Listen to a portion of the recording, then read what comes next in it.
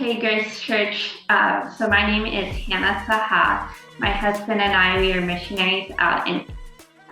We have an organization that we started called House of Samuel, and predominantly we are a children's home for orphans and for foster care children here.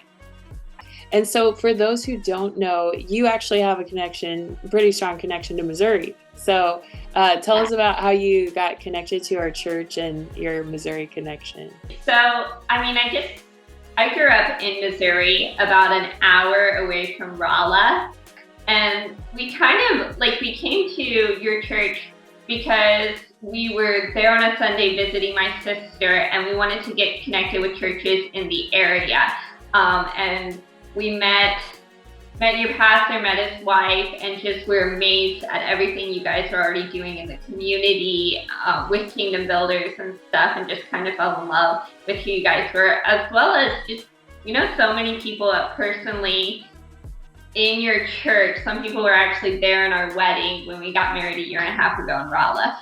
We've had over 130 children come through our home, and we currently have 65 children in our home that we're caring for, and we're always growing and expanding.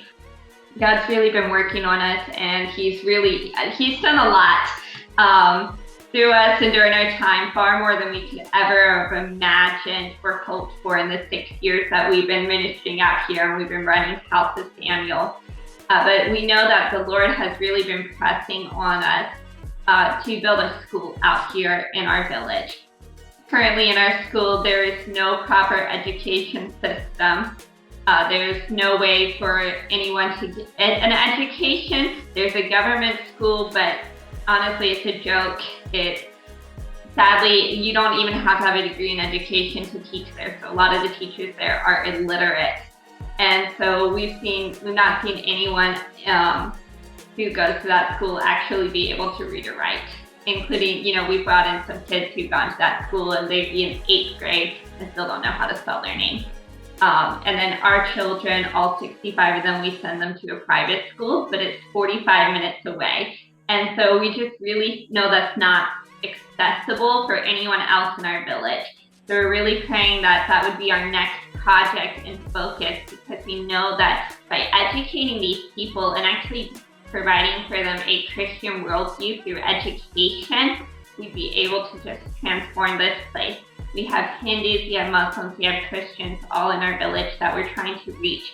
And we have been working with a lot of people developing a curriculum specifically for the people here and to have a biblical worldview without saying that it's Christian. And this is key, because that would mean we would be able to build up a foundation for the Hindus and Muslims in this place, and really just be able to provide a quality education for them and really make sure the kids have a future. But no, that's so exciting to hear. I know last time when you guys came and spoke, you were just getting kind of the plan started for the school. So since November, when our church decided to sponsor you guys through the Kingdom Builders initiative, what have you guys been able to progress in the way of building the school or curriculum even? What does that look like now? Yeah, great question. So Kingdom Builders helped us when we were at a point where we had the land to build the school, but not the finances to actually get started.